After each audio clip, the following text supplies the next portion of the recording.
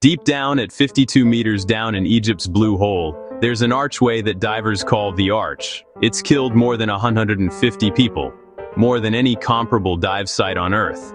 I'm going to show you exactly what makes blue holes the ocean's most beautiful killers, and why even expert divers with thousands of hours underwater have vanished into these vertical caves without a trace. What you're about to see isn't just about diving accidents. It's about alien environments hidden in plain sight, toxic layers that preserve the dead, and creatures that evolution forgot.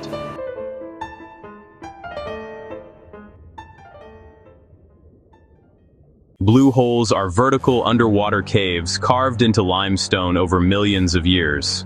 During ice ages, when sea levels dropped by 100 meters or more, rainwater dissolved the rock from above, creating massive cave systems with stalactites and chambers.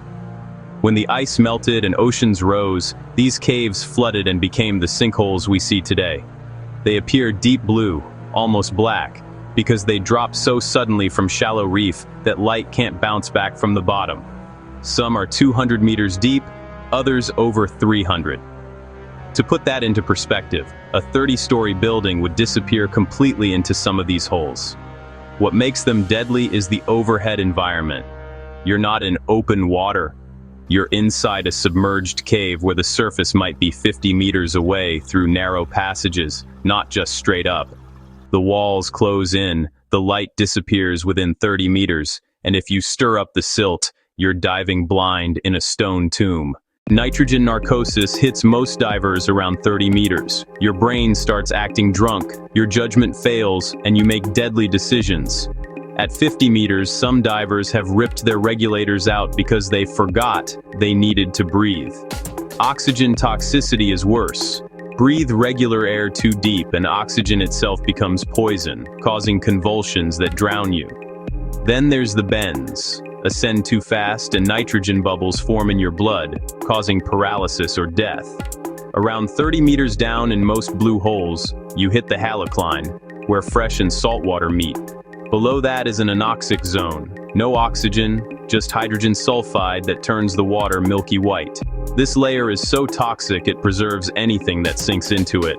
Human bodies, fish, ancient bones stay pickled for thousands of years. The silt on the bottom is like powder. One fin kick and visibility drops to 0 in seconds. You're blind, deep, narked, and running out of air in a cave. That's how people die. In the darkness below the halocline, there are creatures that shouldn't exist. Remipedes are blind, translucent crustaceans with venomous fangs. They look like underwater centipedes and haven't changed in 300 million years. Blind cavefish have no eyes at all, navigating by sensing pressure changes in the water. Caribbean reef sharks patrol the upper levels of some blue holes, while deeper down you find pale shrimp and crabs with antennae longer than their bodies, hunting by touch in total darkness.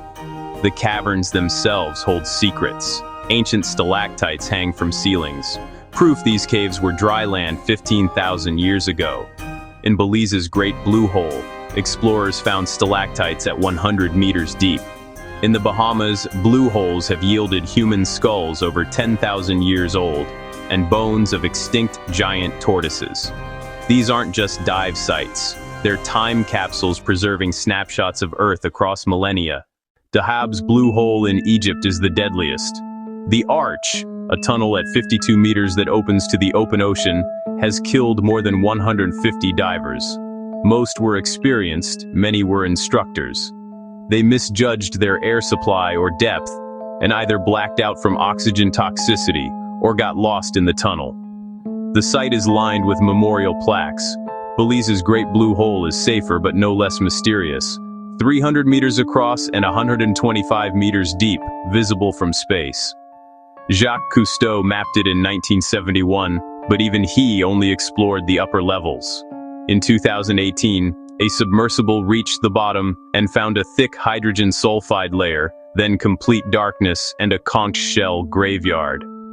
The world's deepest known blue hole is the Yongle Blue Hole in the South China Sea. 300 meters deep, deeper than the Eiffel Tower is tall.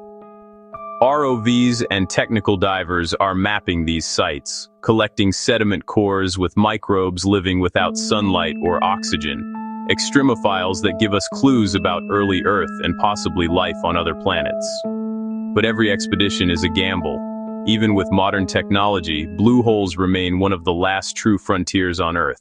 Blue holes are proof that Earth still holds mysteries we're only beginning to understand. They're laboratories for studying ancient climates, evolution, and the limits of life itself. But they're also reminders that nature doesn't care about your experience level. The divers who survive blue holes are the ones who respect the environment, train for years, and know when to turn back.